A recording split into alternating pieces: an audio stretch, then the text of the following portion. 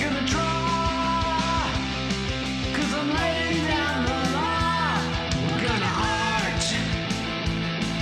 If you don't like it, smell a flower. 'Cause I'm unfamiliar without power. Who's the boss? Who's the boss? Who's the boss? If you have a loss, it's playing with rock boss.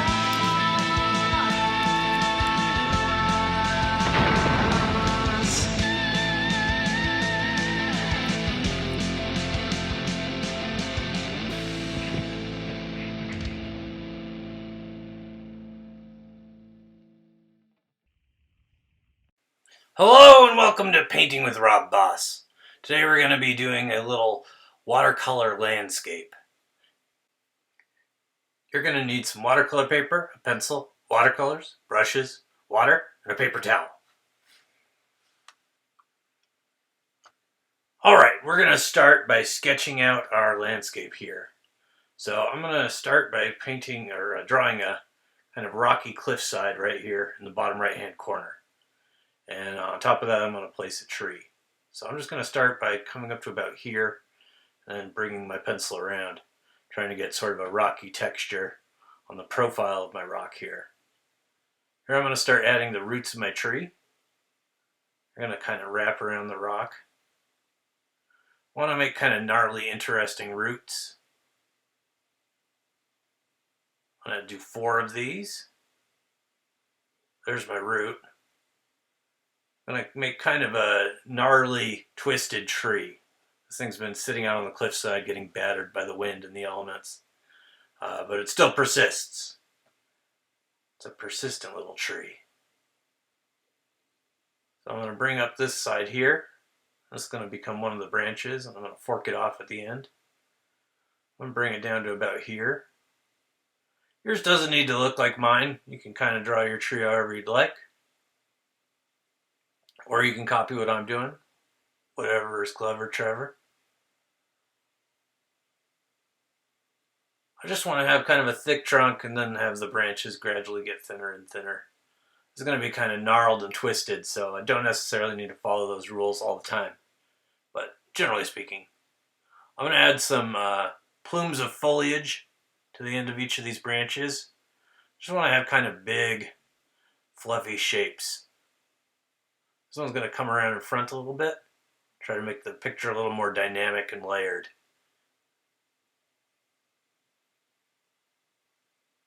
I'm just kind of roughing all this stuff in. I don't need to have a lot of detail in my sketch here. I can keep it pretty simple. I'll erase this out to show that it's overlapping. Now I'm going to add a horizon line back here. I'll put it about a third of the way up, maybe a little higher than that. You place yours wherever you'd like. We're going to use both sides of it though, so try not to have it going behind the rock. And I'm going to add a line of mountains up here. You can add mountains shaped like whatever you want. You can keep them interesting. Play around a little bit. Try to create an interesting skyline back here. Now I'm going to have kind of a lake down underneath, so I'm going to draw the shoreline in here. My lake's going to be extending out to the right, and then the shore is going to be in that left-hand area. I'm going to add the reflections of my mountains over here on the right in the water.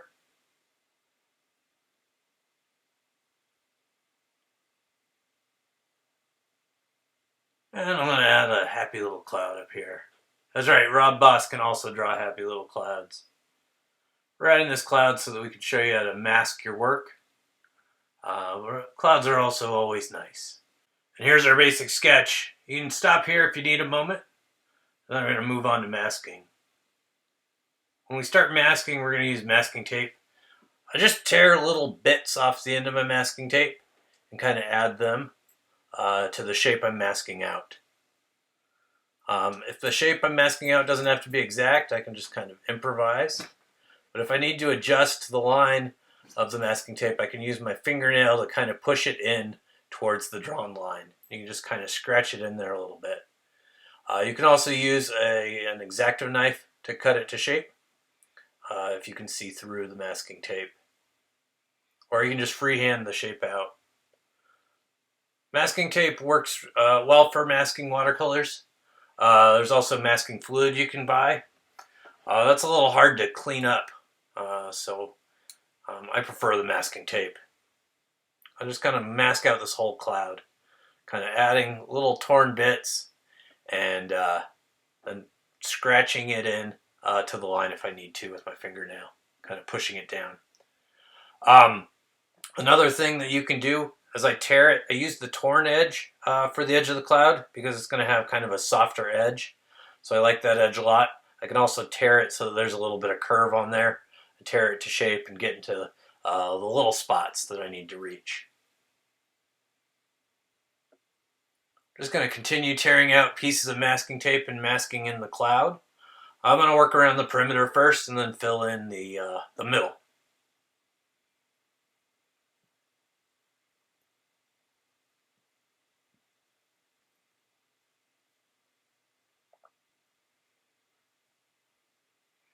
So you just add the tape, adjust as needed, and yeah, that's the basic idea. The masked area that we add here is going to stay white. The masking tape will protect the paper from the watercolor. So as I'm painting in the sky, this is going to allow me to mask it. Other things you can mask if you have an area, even if it's not going to be completely white, if it's going to be lighter than what's behind it, it's a good idea often to mask that out. It makes things a little bit easier. It does take some time to mask, but you can generally paint quicker and you'll get better edges if you do this. If I was going to paint like a dark sky behind some trees, I might mask those trees out to keep them light so that I can just do the whole sky as a wash and I don't have to worry about painting up against the edges of those trees. Makes it a little bit easier to do.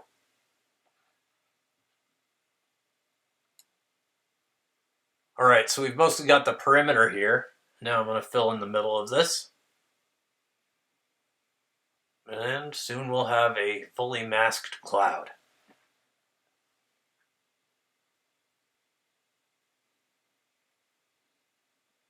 Once I get to the center portions, I can use some bigger pieces. Makes it go a little faster. The edges are the tricky part for sure. You can also add some masking to the kind of light sides of your tree foliage. I don't do that here because I'm kind of keeping it simpler, but it will, I think, increase the effect a little bit if you have those highlights in there. Pause here for a bit if you need to. Alright, now we're going to add a light wash to everything on the paper. We're going to do just a light version of whatever color we want it to be. So I'm going to start here by just wetting down the whole paper. And I don't want it to be soaking wet, I just want it to be slightly damp.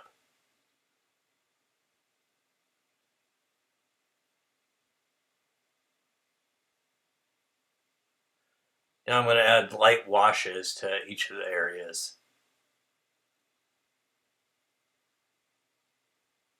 So I'm going to start mixing up some different colors with my watercolors, so you get your watercolors out now. We can use a bigger brush for this part. And then we're going to want a smaller, rounder brush later on. Round brush, not rounder. Alright, so to use these, you just add a little bit of water to the cake, and it starts making paint. The longer the cake sits wet, the thicker the paint's going to get, generally speaking. We want thin washes to start out. We really want to start light and work towards dark. So I'm going to start by painting in the sky. I can go a little darker on the sky than some of the rest of the stuff because I'm not going to be adding any details to it. It's going to be pretty much a flat tone. The sky will generally be kind of darker up higher and then a little bit lighter towards the horizon line. So we're going to try to get that effect as much as we can. Painting a little thicker up top and then maybe thinning and pulling out the water or the paint a little bit as we approach the horizon line there. If you end up with too much pigment on there, you can always add a little bit of more water and move it around. If that's not an option, you can also dab it with a paper towel, and that'll take the pigment off. You want to be careful when you do that your paper towel is clean so that you're not dabbing watercolor on other parts of the painting.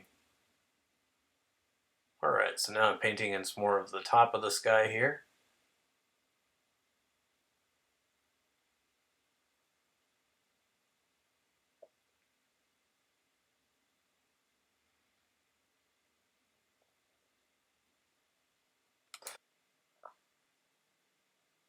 And the rest of the sky down here below as well.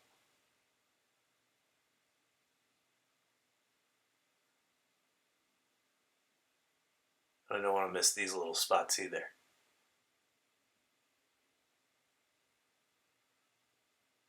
Again, you want to keep these washes really thin, especially as we move on to the rest of the painting.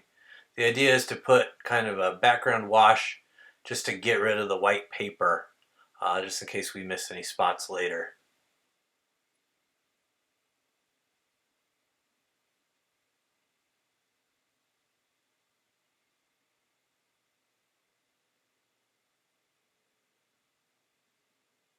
You can also use your brush to soak up the wet watercolor sometimes if you have too much liquid on there, and move it around that way as well. Alright, now I'm going to do the ground. I'm going to use a light brown here.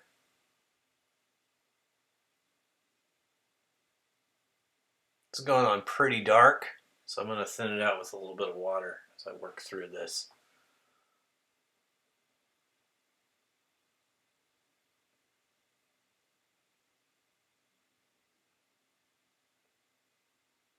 Kind of moving it around as far as we can and trying to get this shoreline here. I'm going to go ahead and actually dab it a little bit. I'm pulling up a little bit of the pigment, lightening it up a little bit. Also gives it a little bit of texture. That dabbing technique can be used to give texture to things like leaves, if you're drawing trees or bushes, things like the ground or rocks. Textural techniques like that can be really useful. Now I'm mixing my watercolor for my lake here. I'm going to make this like a mountain lake, so I'm going to give it kind of a greener water tone. You'll see that sometimes in the mountains, a real green sort of water tone to the lakes. I'm going to do that with this one. Also give me a nice contrast from the sky. You want to have some slight color variations. You don't want to use just pure watercolor off the cake all the time. You want to add and mix colors, make them a little more complex and interesting. So we're doing kind of a light wash here, and we'll apply some texture later on in the process to give us more of a kind of water feel to this area.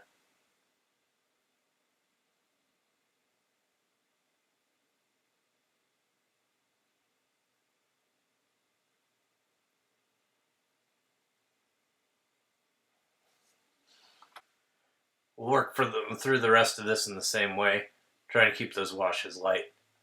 I'm going to speed things up a little bit. Here I'm adding a little texture on top of my wash. We're going to do most of that later. I mixed a little bit of black in with this to kind of make it more of an ashy brown rather than just a straight brown. Get a little variation to the colors in here. I forgot this patch of sky. Maybe you got it earlier.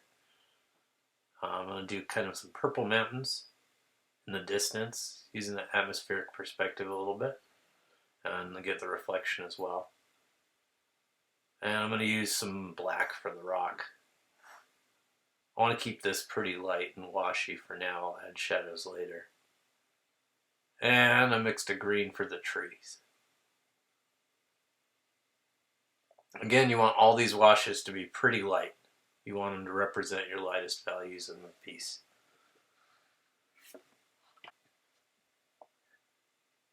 I'm going to continue through finishing out these leaves, and then we're going to move on. The next step we're going to do is to add shadows, and then we're going to add a little bit of texture and detail.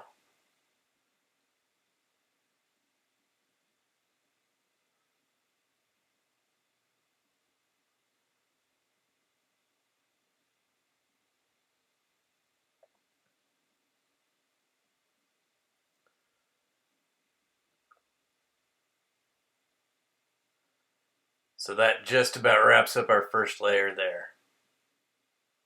Alright, if you need to pause it here for a little while, this would be a good spot to finish up the wash layer, and then we'll move on to the shadows, the texture, and the detail.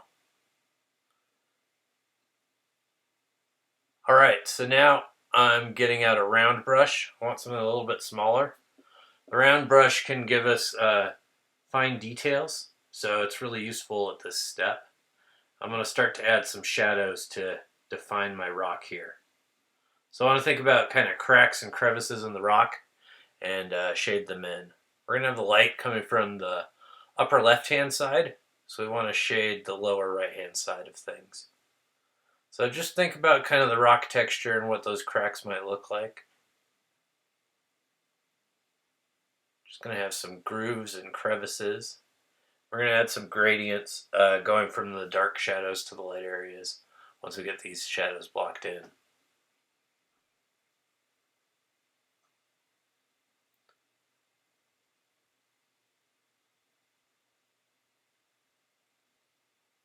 It can be tricky to kind of visualize what these rocks will look like and to get the forms.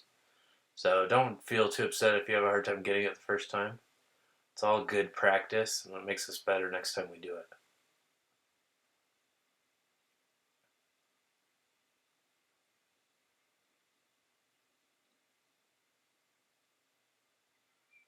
You can see this variation in the structure really starts to make the rock look more interesting and realistic. We want to have a nice range of contrast through here. Now with watercolors, we always want to build starting with light and then adding darkness as we go. So it's a little bit different than painting, where you can paint over something or lighten it later. With watercolor, you kind of don't have that option really. So you have to work from light to dark and preserve your light areas as you work.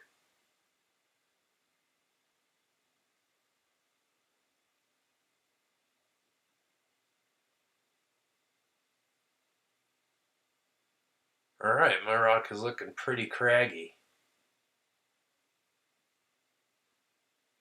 If you want to get a gradual transition, you can add a little bit of water and kind of pull the pigment towards the light areas. It's also good to add some real dark areas and the deep shadows to get that contrast.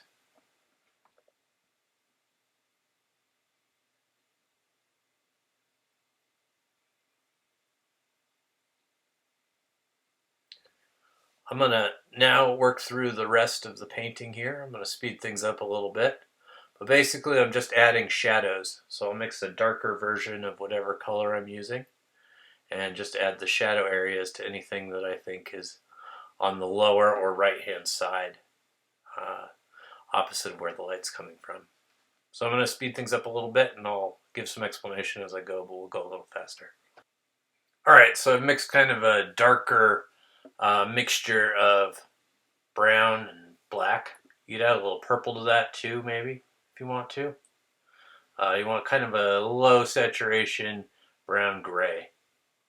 So I'm using the tip of my round brush here to pull in some shadows underneath the roots here. Using just the tip of the brush allows me to draw a fairly fine line with the brush, which is useful for adding the shadow and texture here.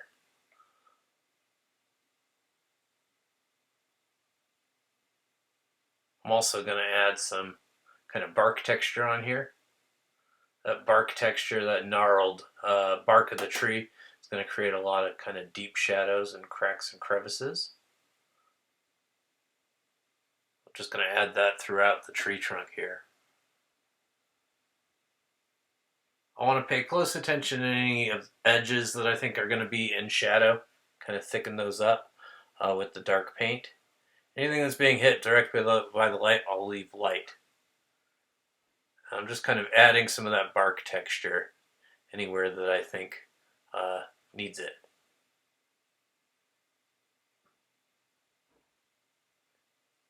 So I decided to use kind of my darker paint and do the texture first, and then I'm going to lighten it and make it a little more washy and add some larger shadow shapes. Expand that shadow out a little bit. Give the tree a little more form.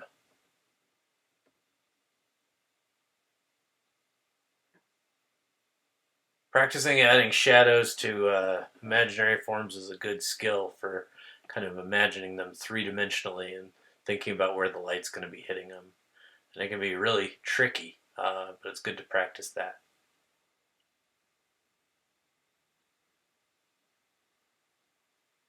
A little bit more of this wash, thinning this out a little bit, thinking about where the shadow is going to be. Maybe there's some cast shadow down on the bottom here, coming through this way.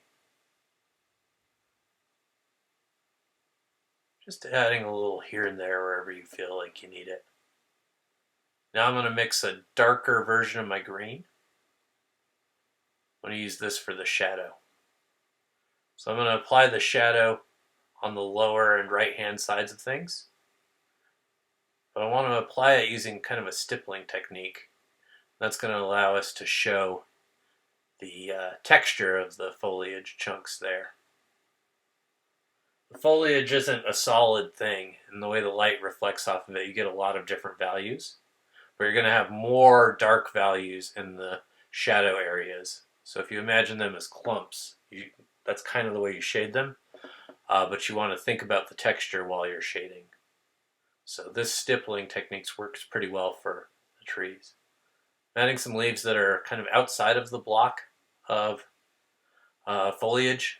You don't really need to add any sticks to connect them or anything like that. They'll read as being leaves that are attached to the block, just kind of separate from it.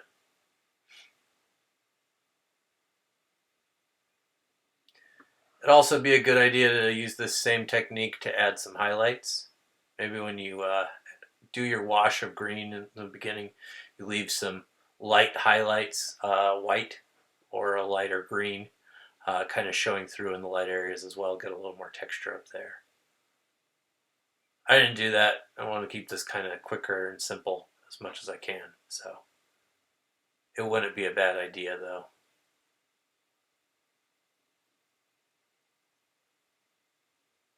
Now I'm mixing a darker shade to add in there and get a little bit of variation. That variation of value makes good texture and a more complex image. With watercolor, we can add a lot of detail. Again, I'm keeping this pretty quick and simple, but if you take your time, you can really get a lot of detail with it. I think a little bit of lighter texture up here, but it actually turns up being pretty dark. So I'm going to kind of limit the amount I use. You might try just adding a little bit of yellow. That might not be a bad idea. Now I'm going to add kind of a forest over here. So I'm just going to paint in a large chunk of green. And I'm going to add darker green to make the kind of individual tree shapes. I'm going to give it a second to dry. I'm going to add maybe just a line of trees here at the base of the mountain. They're way out on the horizon.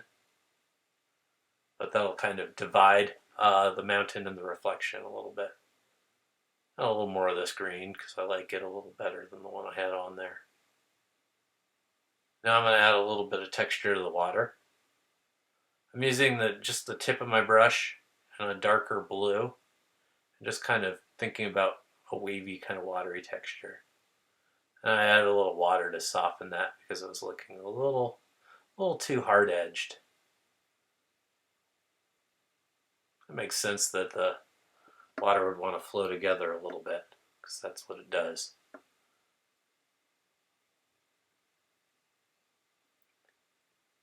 Block this in, just try to get that nice edge on the root there.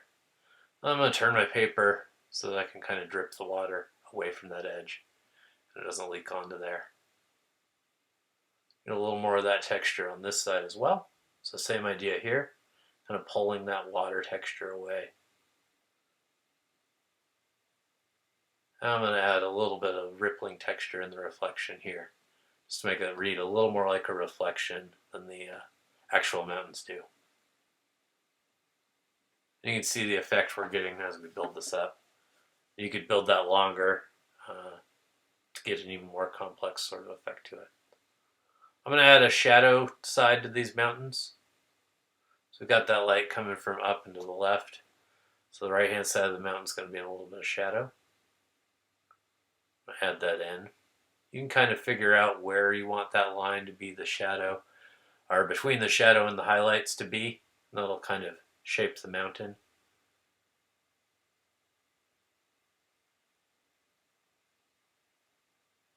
It'll kind of map the ridge line that separates the left and right side of the mountains there.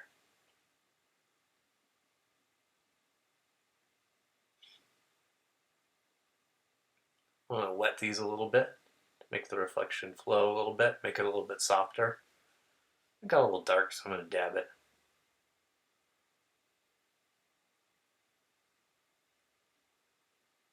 Now I'm going to mix kind of a darker green color. So I'm doing a little blue and a little green. And I'm going to add the shadow sides of the trees here. So all I'm doing is thinking about painting the right side of the tree and what that shadow would look like, and painting that in on top. I'm not really worrying about individual trees so much as getting kind of a general texture.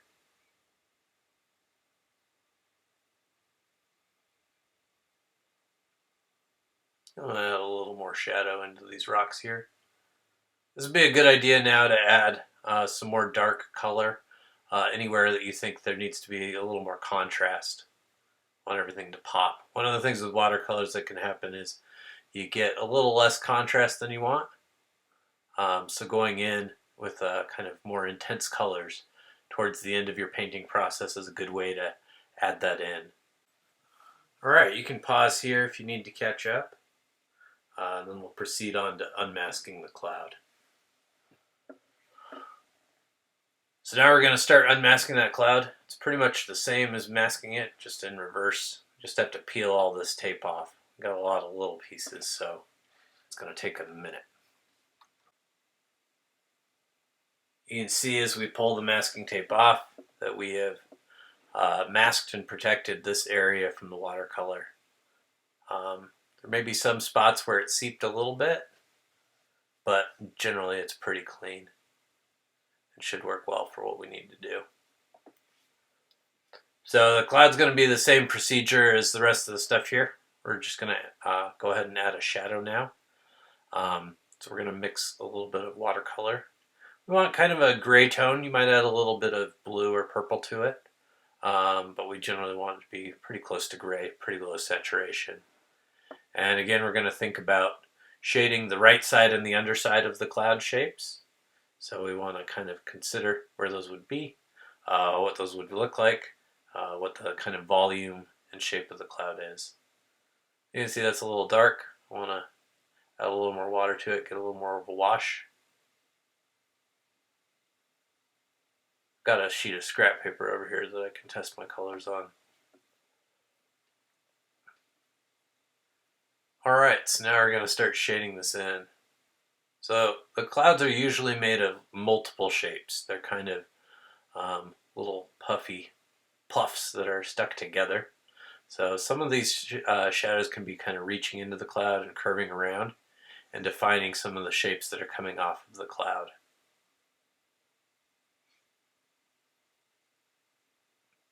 Just like before, if you want to start off real light and kind of work your way towards the shade of darkness you want, that's probably a good idea.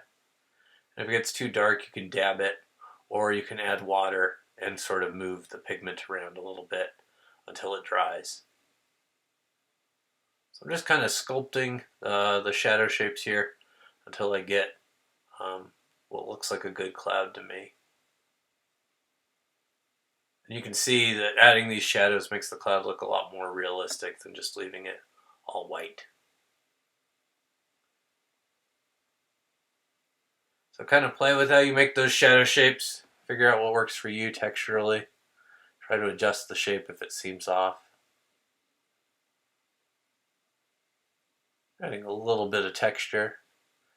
Clouds are kind of lumpy sometimes, like mashed potatoes. So maybe got these little indentations where we have slight shadow shapes in here. And there we go. This is a pretty decent cloud.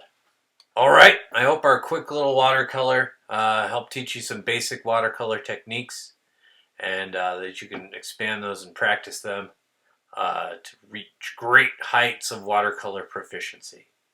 Thanks for watching, and we'll see you next time on Painting with Rob Boss.